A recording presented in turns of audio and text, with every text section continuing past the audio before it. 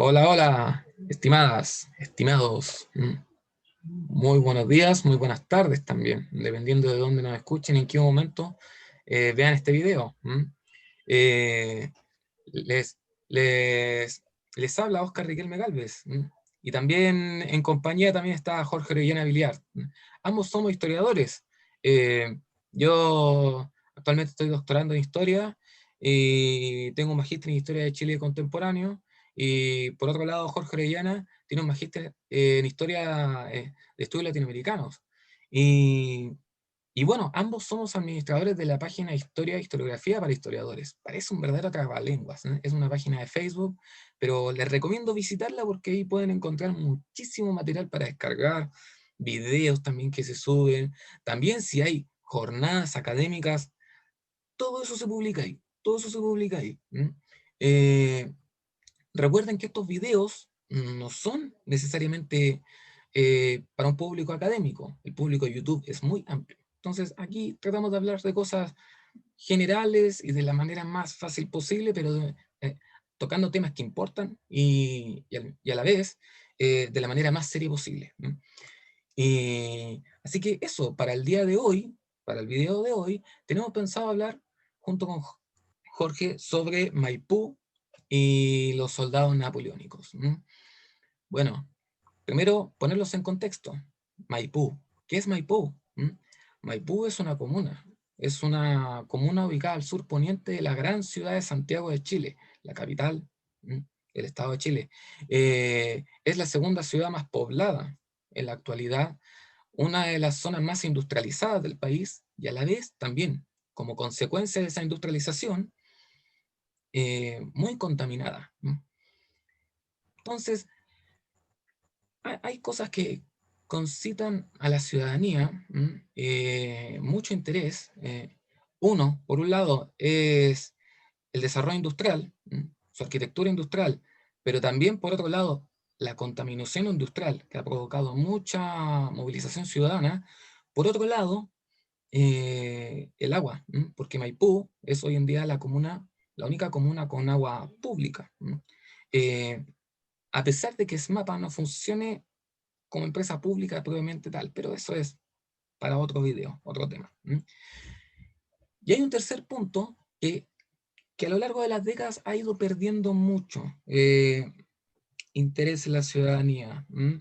Muchos vestigios patrimoniales, monumentos, representaciones simbólicas materiales como inmateriales han ido perdiendo interés y son vestigios que rememoran también un pasado histórico de esta comuna, que en su momento fue ciudad a mediados del siglo XX, que en su momento fue una localidad semi-rural a inicios del siglo XX, y que en su momento fueron solo predios, cuadras de, de terreno rural para la época de independencia de Chile. Me refiero a la época de 1810, 1818, 1819, 1823. Ahí el historiador, y dependiendo de la pregunta histórica, uno irá poniendo el límite.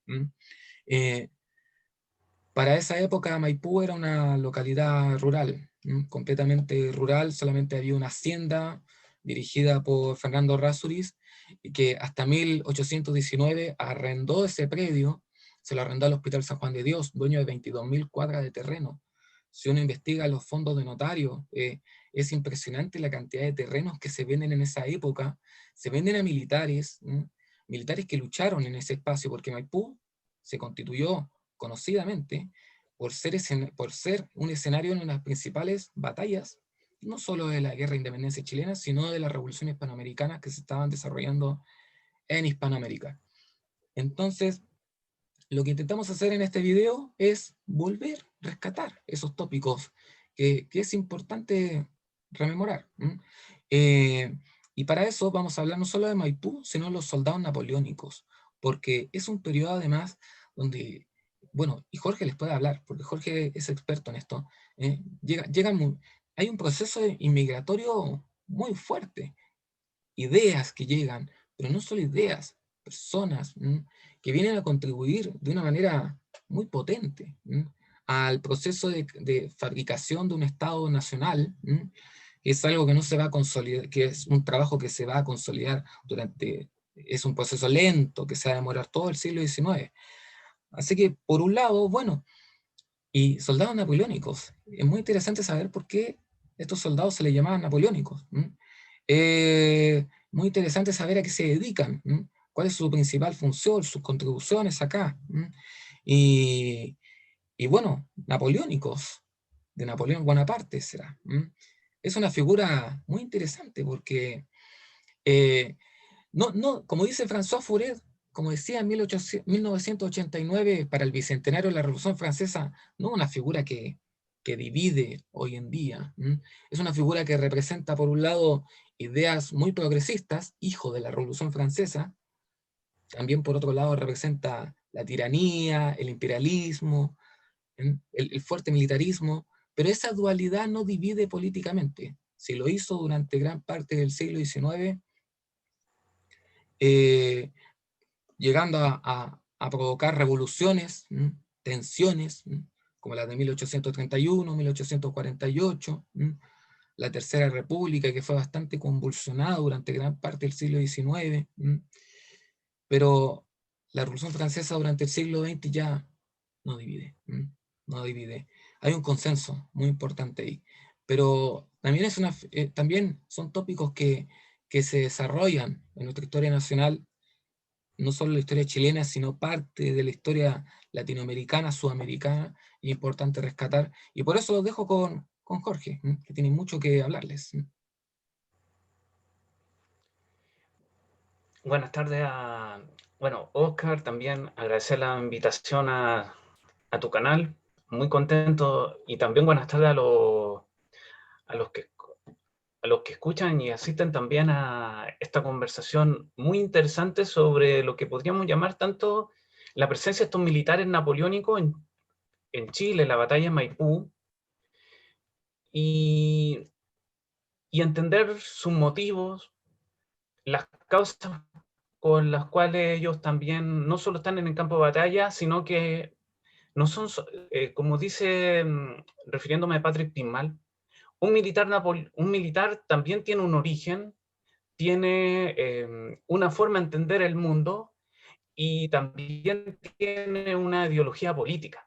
Y esto lo conecto con estos militares napoleónicos porque cuando llegan a América Latina, no solamente se presentan como militares, sino que son liberales, son republicanos y ven en América Latina una oportunidad para establecer estas políticas que ellos tienen. ¿Por qué? Porque eh, se está llevando a cabo la guerra de independencia y participan, como dice Pigmal, en un proceso de quebrar el poder monárquico en América. Y ellos mismos en sus escritos señalan que vienen con ese propósito, de lograr la independencia, de contribuir a partir de su experiencia militar en las armas de la guerra napoleónica hasta su fin en Waterloo, y lo logran. Y parte de ellos son distinguidos. Y voy a hablar también un poco de eso, contextualizándolo en lo que es el tema de la batalla de Maipú y, bueno, y las otras guerras que ellos participan.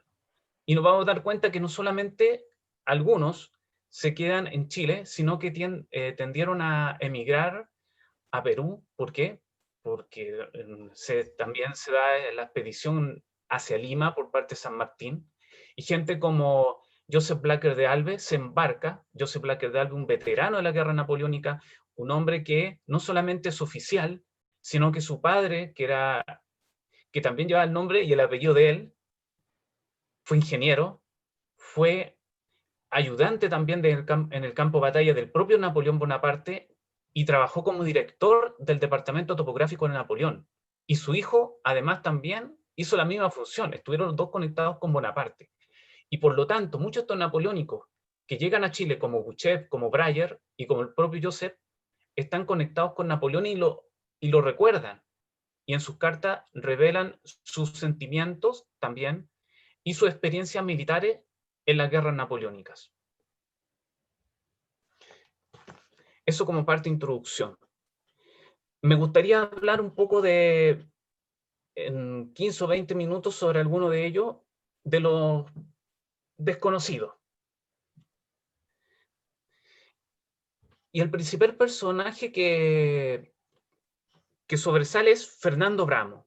¿Quién es? Un napoleónico que se destacó en la guerra en Italia, en Europa. Toda esta información, antes de partir, quiero señalar que la recopilado, la investigado a partir de los diccionarios de los militares napoleónicos que estuvieron en Chile, Argentina y Perú, editado por Patrick Pinmal, y que llega también al tercer volumen, que es México, el Caribe y Centroamérica. Y son investigaciones que están ahí, que se pueden profundizar y abordar diferentes formas de hacer historia.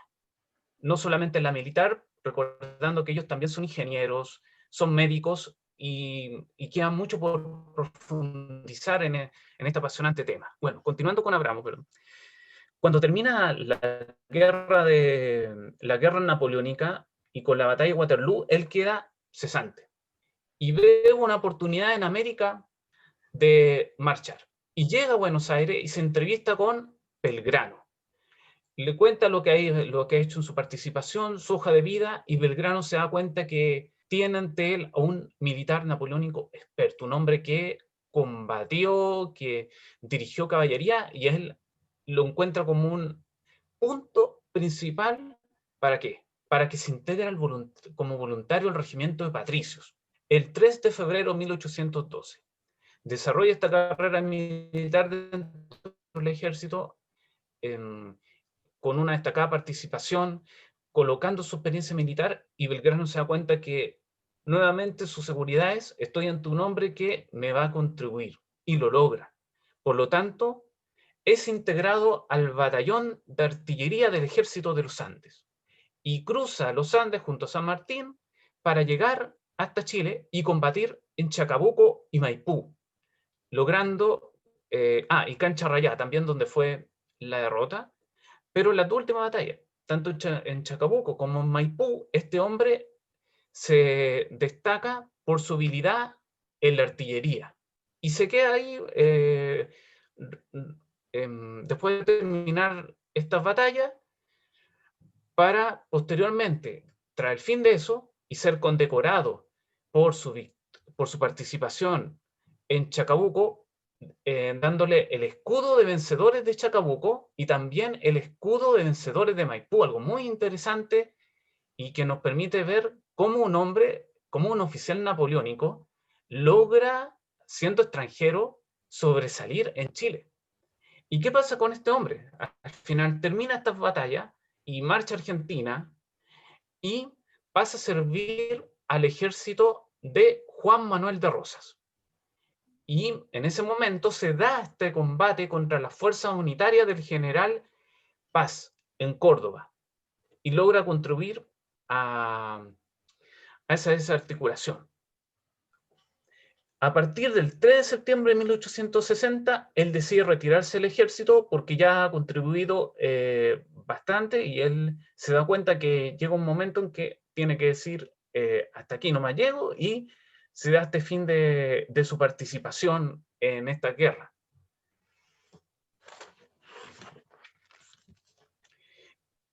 Y continuando con esta participación de estos oficiales, hay un personaje que también es conocido como Luciano Blaye.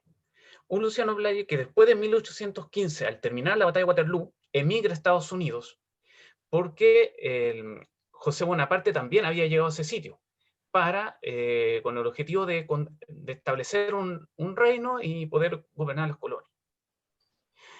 Y estando en Estados Unidos se encuentra con el argentino Thompson. Y Thompson, después de darse cuenta que en este oficial napoleónico, lo ayuda, le entrega una sugerencia: si quiere formar parte de este ejército. Por lo tanto, su respuesta afirmativa, y se incorpora a bordo de la fragata Oceana, junto a otros militares napoleónicos, como son Jorge Bouchet, Antonio Benina Skupecki, oficial polaco, y llega a Buenos Aires en 1817. Y en esa instancia se entrevista con el general José de San Martín, y San Martín también queda impresionado por las batallas que ha tenido, por su destacada participación en la guerra napoleónica y ve esta utilidad en estos oficiales napoleónicos. Ahora nos estamos dando cuenta un poco, a partir de Luciano Blaye, que los oficiales, que los generales americanos toman en cuenta a estos oficiales napoleónicos por su hoja de servicio y ven en eso una utilidad, tanto para que comanden las caballerías, como para que después se formen como instructores y así van contribuyendo lo que es el ejército independentista. ¿Y qué le propone San Martín? Lo convierte en capitán, inspector general del ejército de las Provincias Unidas. Pero resulta que rápidamente Luciano Blaye renuncia. Y en la fuente no hay ningún motivo en el cual entregue tal razón. Entonces, ante esta renuncia, Luciano Blaye se queda sin participar en el ejército y posteriormente Miguel Breyer lo incorpora como al Estado Mayor General para que comande y dirija la infantería y la caballería. Posteriormente, Luciano Blaye tiene un suceso muy polémico que fue haber emitido críticas sobre la participación de los oficiales y la derrota en Cancha Rayada. Y por lo tanto es arrestado. Y no solamente él, sino que es Antonio Arcos, otro militar napoleónico que había combatido en España, pero que él decide desertar y pasar a las fuerzas de Napoleón para combatir y lograr la victoria. Y algo muy interesante lo que ocurre con Luciano Blaye, porque posteriormente, después de ese arresto, ya él lo sacan de este ejército y él decide argumentar lo que significó para él su participación en la batalla de Maipú. Y voy a citar esta parte. Dice Luciano Blaye, que habiendo cesado los peligros de la patria por el resultado glorioso de la acción de Maipú a que asistí, no me permite el mal estado de mi salud de continuar en el servicio de las armas. Suplico de concederme una licencia absoluta, con goce de fuero y uso de uniforme. Por lo tanto, terminando esta carta, esto llega a manos del ministro de Guerra, que estaba en Santiago, y lo nombra sargento mayor en 1818, teniente coronel en 1822, y finalmente lo da como pensionado por decreto, el 7 de septiembre de 1824. Por lo tanto, Luciano Blaye sirve durante 23 años en el ejército y en su carrera militar. Y posteriormente, ya retirado, ejerció en 1831 las funciones del presidente de la Asamblea de Maule. Y aquí hay algo muy interesante, que tenemos que es un militar napoleónico que, en síntesis, toda su vida fue una carrera militar en Europa, sin esperar lo que iba a ser la derrota de Napoleón. Su idea era siempre ser militar, y lo vio también en las participaciones cuando llega a Argentina y cuando ya combate en Maipú. Pero él no se queda solamente con eso. Después del retiro ya es presidente de esta congregación. Lo que no sabemos es qué hizo en esta asamblea debido a la falta de datos que se tiene. Y otro militar napoleónico muy famoso es Ambrosio Cramer, que nace en París, que trabajó al servicio del conde de Artois, y que era este conde hermano del rey de Francia, Luis XVI.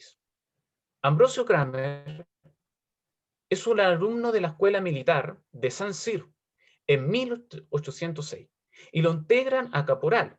Después realiza una carrera militar en la que logra ascender a subteniente en el regimiento de infantería liviana, pasa a ser teniente en 1810, capitán de volteador en 10 de julio de 1813 y participa en las guerras de la península ibérica, desde 1810 hasta 1814, y termina su participación tras haber sido herido en el sitio de Lerida en enero de 1814.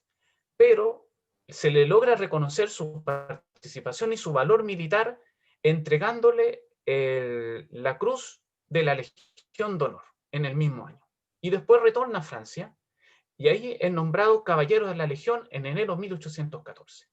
Siendo leal a Napoleón Bonaparte, adhiere a los 100 a Napoleón durante los 100 días y llega hasta pelear en la batalla de Waterloo, y después de la derrota de Napoleón pasa a servir al departamento de Sena.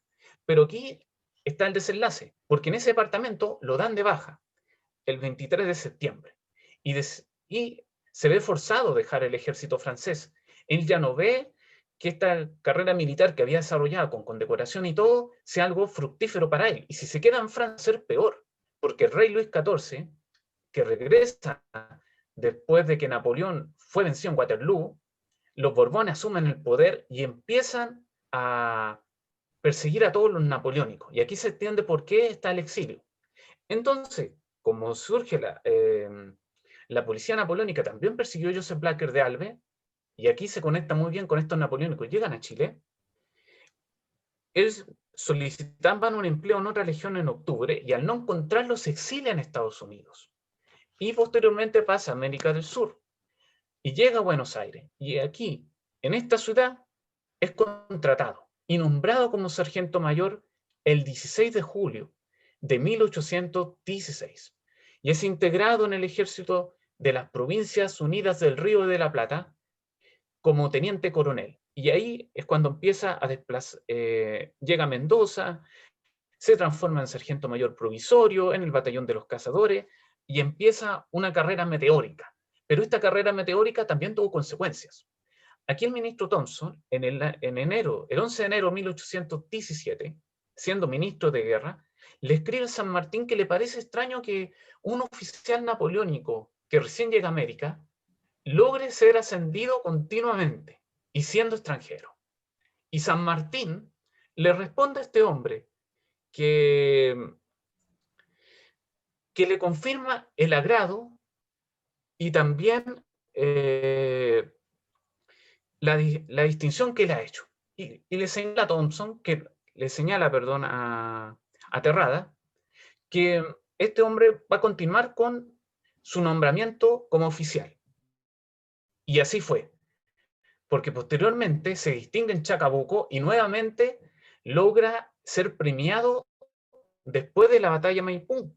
Y en esa misma batalla de Maipú, él dirige el 8º de infantería, donde logra ser destacado, vencedor, y posteriormente eso le valió que lo dejaran conducir los batallones. Pero lamentablemente, los celos de los otros oficiales, y más siendo distinguido Cramer, hacen un traspié en su carrera militar, y San Martín se lo comenta. Por lo tanto, Cramer decide abandonar tanto el ejército de los Andes como Chile y emigra a Argentina. Y en Argentina, él empieza a dejar la vida militar y se transforma en jefe, o sea, no deja la vida militar, sino que pasa a ser jefe de ingenieros. Digamos que hasta ese momento él no quería más continuar comandando batallones, hasta el momento, ni participando en guerra. Se dedica a hacer esta labor, entre comillas, civil, y posteriormente lo vuelven a llamar para que haga reconocimientos en la Patagonia y en Tandil. Y en un momento muere liderando los batallones durante el combate de Chascomús, el 1826.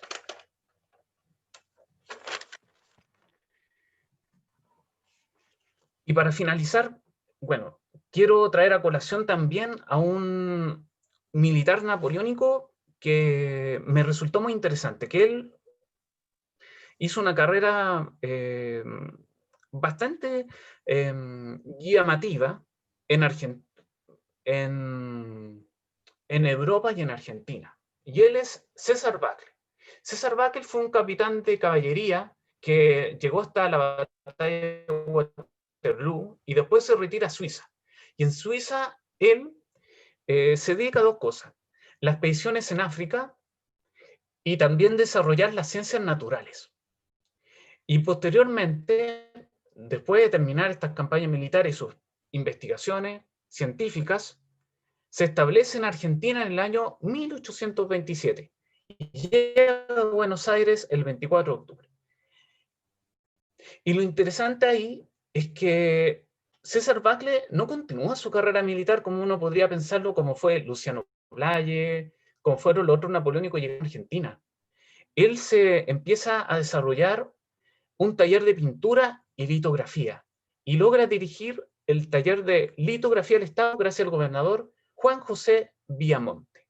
Y en 1829 le propone al general Guido la instalación de un Montepiedad, el establecimiento de un jardín de aclimatación, y él se dedica, como había comentado, no a las armas, no servir al ejército, a dar recomendaciones, pero, sí, pero trabaja mucho en el tema intelectual.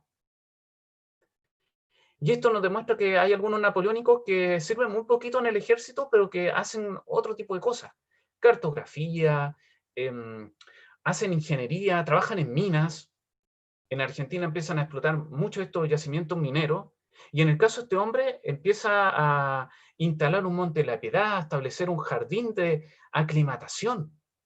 Y en 1833 publica un libro que se llama Trajes y Costumbres de Buenos Aires. Y edita el primer periódico ilustrado de Argentina, anuncios, publicaciones oficiales, frente al trabajo económico en un momento de su empleo, decide marchar a Bolivia, llegar hacia Chile, a ofrecer sus viajes, a ofrecer intelectual y de redacción de prensa y otros escritos, y se queda ahí. Y en 1836 logra establecer la imprenta y la litografía del Estado hasta contribuir con nuevas publicaciones y ser reconocido por los gobernantes.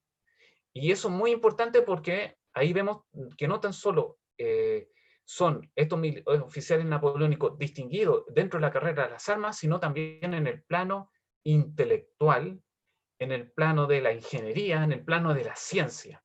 ¿Por qué? ¿Por qué es tan interesante esto? Porque Napoleón no solamente los forma para ser militares, sino que también le entrega lo que se conoce como las ciencias napoleónicas. Y en las ciencias napoleónicas, el programa de estudios son las matemáticas, el tema de las ciencias biológicas y el tema de las humanidades. Y ahí se está formando un militar completo. Y esos mismos conocimientos, después cuando Buchev y Antonio Arcos y también Breyer participan en lo que fue la creación de la Academia Militar, también proponen que los jóvenes que van a entrar como cadetes se inscriban en este programa.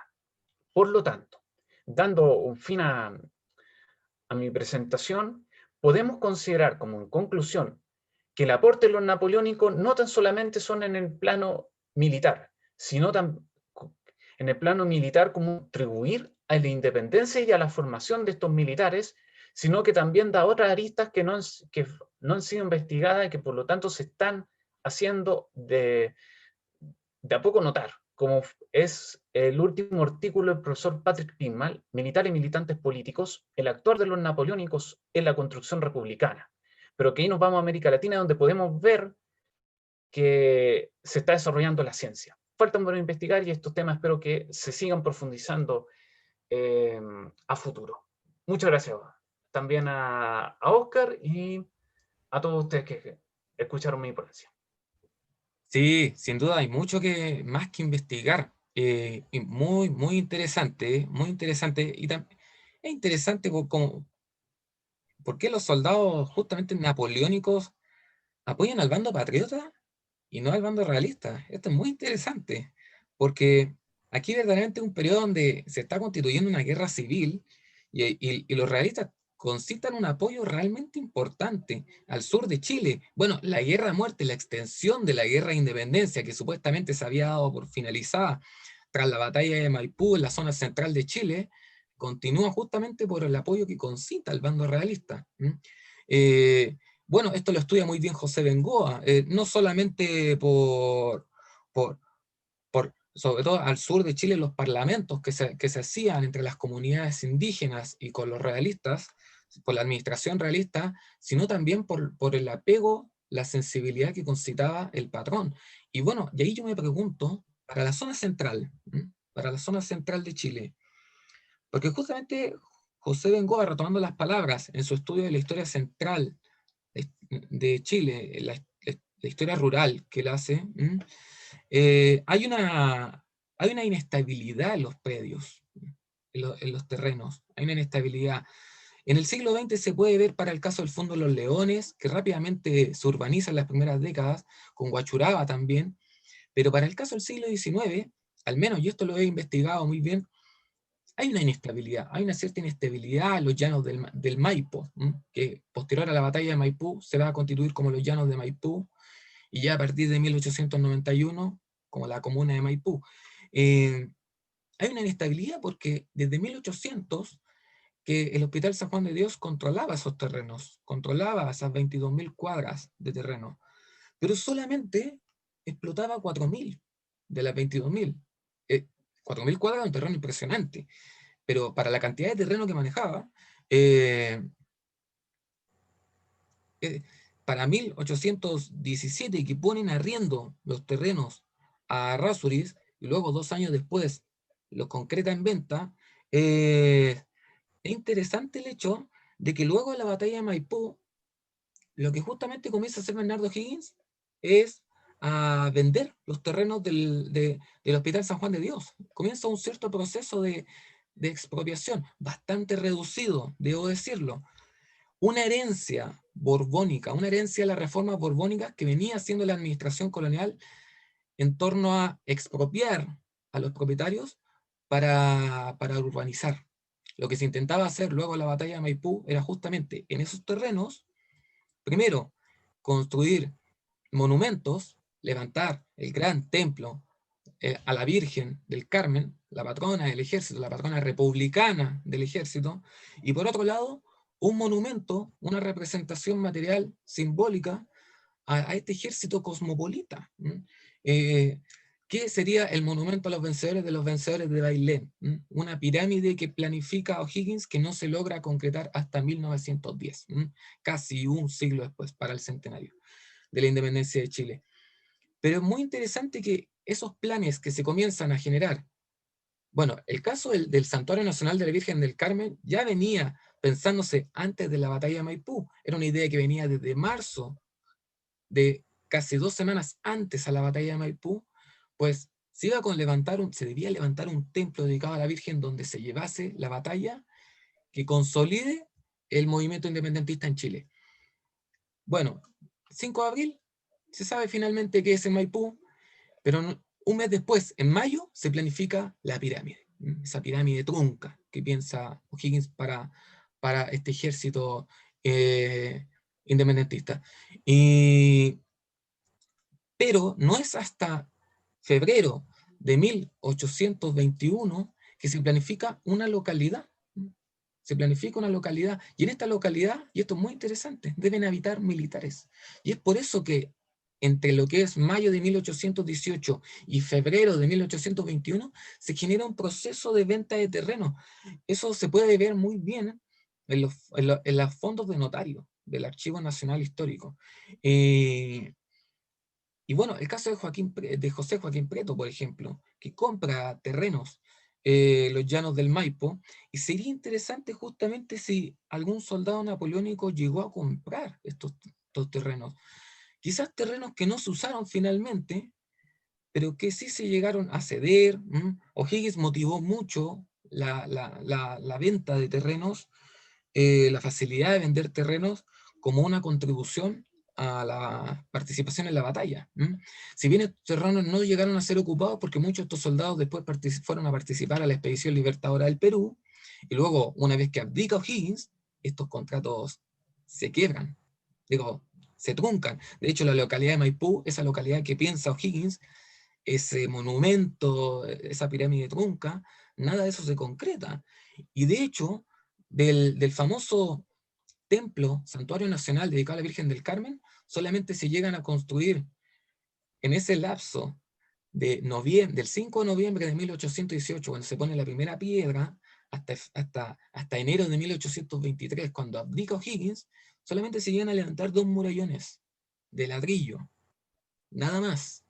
Y así queda ese espacio prácticamente botado, como una segunda naturaleza, como un espacio donde crece la flora, la maleza, y que no es retomado hasta fines del siglo.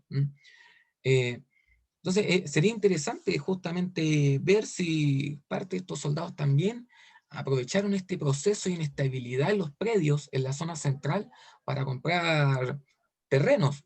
Si bien no necesariamente ocuparlos, pero saber si participaron en torno a este proceso que fue muy particular posterior a la batalla de Maipú. ¿Mm?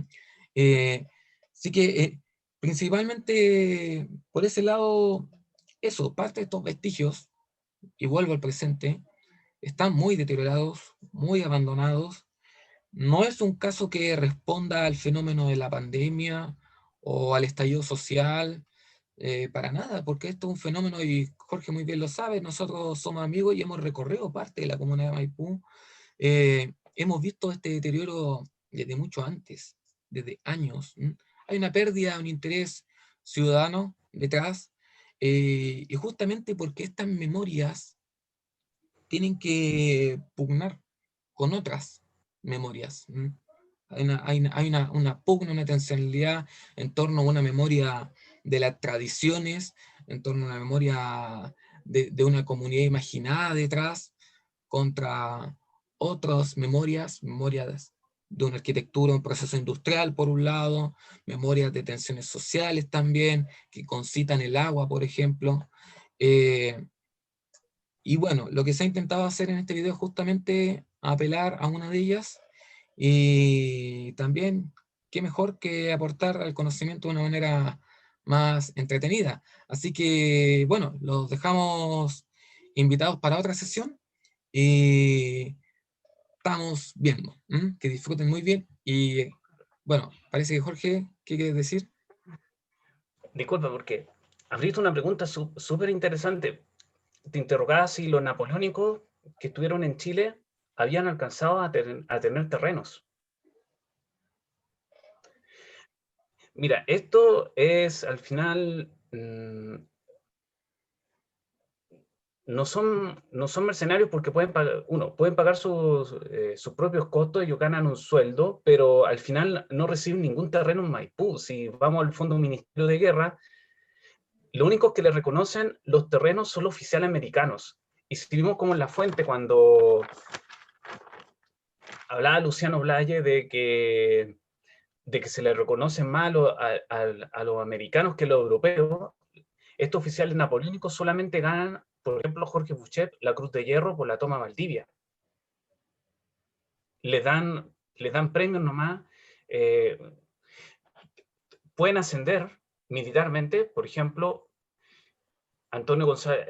Joseph Blacker de Alve termina siendo coronel y logra hacer un aporte como ingeniero. Él participa también en lo que fue la reconstrucción de las casas del terremoto de Valparaíso, antes de partir a la expedición a Perú. Pero el problema está en que en el momento de la batalla de Maipú, la fuente no se ve ni tanto en el Fondo Ministerio de Guerra que le hayan entregado a estos militares napoleónicos el alcance de un terreno que ellos debieron haber recibido un aporte. Y ahora eh, tocaste un tema muy bueno, que fue el uso de los imaginarios. Hemos recorrido Maipú, pero nos damos cuenta al final que quiénes son los que tienen los apellidos y los nombres de los colegios, los generales americanos. No hay ningún Joseph Blacker de Alve, no hay ningún Luciano Bryan, un Joseph Blacker de Alve que tú sabes también que él hizo el mapa de la batalla de Maipú, pero no hay ningún monumento de él, no hay ninguna calle con el reconocimiento. Pero vas a Valdivia. Y todo esto, el coloquio de los 250 años de la muerte de Napoleón permitió hacer una reflexión sobre la participación de estos oficiales napoleónicos en la batalla de Chacabuco, pero muchos de los que estaban ahí mencionaban que en Valdivia sí hay una calle con el nombre Jorge Bucha y hay un monumento. Y ese es el principal aporte de ellos, de haber combatido en el sur durante la Guerra Muerte, pero los que pelearon en Maipú no tienen una estatua, no tienen un nombre de calle, ni nombre ni apellido. Pero se les reconoce por último por haber participado en el desarrollo de la Academia Militar. Dejo esa incógnita, muy, muy buena pregunta el tema de las tierras, y lamentablemente no, solamente una condecoración y el Ya, ascenso qué militar. bueno. Muy interesante, Jorge, muy interesante. Qué bueno que me cortaste. Mira, muy buena acotación, muy buena acotación. Bien, así que Lo dejamos hasta acá, para no hacer más largo el video, y nos estaríamos viendo en otra ocasión. Eh, bueno, eso, y nuevamente le he recomendado visitar la página de Historia e Historiografía para Historiadores, en la página de Facebook, van a encontrar mucho material ahí, muchos libros, artículos para descargar.